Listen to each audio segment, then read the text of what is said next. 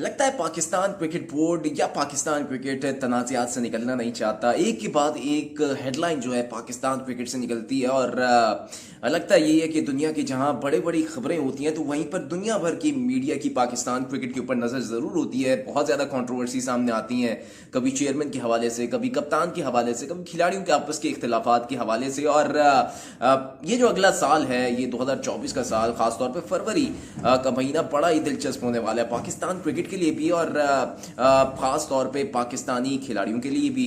खास तौर पे चेयरमैन के अगर हवाले से बात करें तो जो फरवरी का महीना है ये मुस्तकबिल तय करेगा पाकिस्तान क्रिकेट बोर्ड के अगले चेयरमैन का, कि कौन होने वाला है पाकिस्तान क्रिकेट बोर्ड का अगला चेयरमैन, कौन बनेगा पाकिस्तान क्रिकेट बोर्ड की भाग दौड़ कौन संभालेगा, क्या ज़का अशरफ अपनी कुर्सी बचाने में कामयाब होंगे। इस हवाले से भी जो है फरवरी में ये सारी चीज़ें तय हो जाएंगी। लेकिन फिलहाल तो सारी चीज़ें मुश्किल नज़र आ रही हैं, क्योंकि ज़का अशरफ को लाया गया था वो इसलिए कि इलेक्शन करवाएं, लेकिन वो मुसलसल कहने के बावजूद पाकिस्तान क्रिकेट बोर्ड का इलेक्शन नहीं करवा सके। और अब यही लग रहा है कि उनको ज़्यादा अब एक्सटेंशन नहीं मिलेगी ज़का अशरफ को, और वो अब पाकिस्तान क्रिकेट बोर्ड की फरवरी में जो मैनेजमेंट कमेटी की चेयरमैन की हैसियत से हट जाएंगे और अगला चेयरमैन जो होगा वो उसके मजबूत उम्मीदवार नजम सेठी हैं। फिलहाल ये सारी चीजें एक तरफ, और बाबर आजम को जब हटाया गया कप्तानी से तो यही सारा तासुर जा रहा था कि शायद अब बाबर आजम अब अपने बल्लेबाजी के जौहर दिखाएंगे और एक नया रूप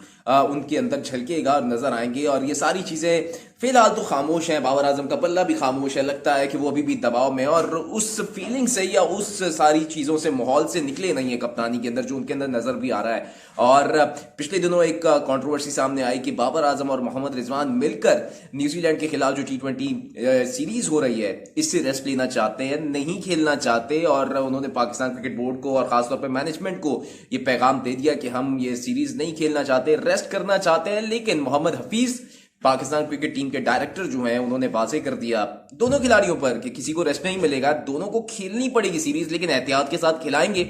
यानी कि 2 या 3 मैचेस मोहम्मद हफीज और बाबर आजम को खिलाए जाएंगे और बाकी, क्योंकि 5 मैचेस की ये सीरीज है न्यूजीलैंड के खिलाफ, इसमें से 2 मैचेस में उनको रेस्ट कराया जाएगा और 3 मैचेस खिलाने का फिलहाल प्लान है। अब कौन कौन से मैचेस हैं ये तो जब न्यूजीलैंड सीरीज आएगी उसी में पता चलेगा, लेकिन मुकम्मल तौर पर आराम नहीं मिलेगा दोनों खिलाड़ियों को, क्योंकि अब न्यूजीलैंड सीरीज ही जो है T20 वर्ल्ड कप की तैयारियों की एक सिलसिले की कड़ी है और उसी से तैयारियां जो है आगाज हो जाएगा न्यूजीलैंड सीरीज का। तो यही प्लान है बाबर आजम और मोहम्मद रिजवान के हवाले से। खासतौर पर इंजरीज की बात कर लें तो मोहम्मद हफीज खासे परेशान नजर आ रहे हैं और एक बात भी करते हुए उन्होंने कहा कि इंजरीज की वजह से पाकिस्तान क्रिकेट टीम को बड़ा मुश्किलात का सामना करना पड़ा है। खासतौर पर फास्ट बॉलर्स के हवाले से बात कर लें तो अब खुर्रम शहजाद भी इंजर्ड हो गए हैं और नए फास्ट बॉलर थे, डेब्यू मैच में ही वो उनकी पसली जो थी फ्रैक्चर हो गई। अब शाहीन शाह अफरीदी जब से घुटने की इंजरी के बाद से आए हैं तो उनकी वो रिदम नजर नहीं आ रही, क्योंकि वो विकेटें ले रहे हैं, वर्ल्ड कप में विकेटें ली लेकिन टेस्ट मैच में विकेट नहीं ली। लेकिन वो स्पीड जो 145 की स्पीड से बॉल कराते थे और कभी कभार 150 की स्पीड से भी बॉल कराते थे, वो उनकी एवरेज गिरकर 130 और 135 के अंदर हो गई है। और अभी रिसेंटली जो टेस्ट मैच हुआ है पाकिस्तान और ऑस्ट्रेलिया का पहला मैच, उसमें जो शाहीन शाह अफरीदी की पहले जो मैच की जो एवरेज बॉलिंग स्पीड थी वो 133 थी। तो ये आप अंदाजा लगा लें कि शाहीन शाह अफरीदी की पेस कहां से कहां गिर चुकी है। और ये सारी चीजें फिटनेस के ऊपर है। वो किसी का कहना है कि शाहीन शाह अफरीदी मुसलसल क्रिकेट खेल रहे हैं, लेकिन ऐसा नहीं है। वो मुसलसल बहुत अरसे से खेलते हुए आ रहे हैं, लेकिन जब से वो इंजर्ड होकर वापस आए हैं तो उनकी जो बॉलिंग की रिदम है वो, या बॉलिंग की जो खासियत है वो नजर नहीं आ रही। वो जिस तरीके से उनकी दहशत थी या जिस तरीके से उनकी पहचान थी कि वो नई बॉल से अपने शुरुआत के ओवर से ही विकेटें लेते हैं, लेकिन वो ऐसा नहीं कर पा रहे, जो पाकिस्तान क्रिकेट टीम को बड़ा नुकसान हो रहा है। तो ये सारी चीजें एक तरफ, इंजरीज के मसाइल एक तरफ, पाकिस्तान क्रिकेट टीम के हारने के मसाइल एक तरफ, ये सारी चीजें एक तरफ, और पाकिस्तान क्रिकेट टीम में तब्दीलियां एक तरफ, पाकिस्तान क्रिकेट बोर्ड में तब्दीलियां एक तरफ। ये जब तक चीजें नहीं रुकेंगी, जब तक एक सेटलमेंट या पाकिस्तान क्रिकेट बोर्ड में एक चेयरमैन जो है नहीं आ जाता जो कि 3-4 साल के लिए एक मुस्तकिल हो, और अब तक पाकिस्तान क्रिकेट टीम जो है मुसलसल वर्ल्ड कप के बाद एक अच्छी कारकर्दगी नहीं दिखा पा रही। अब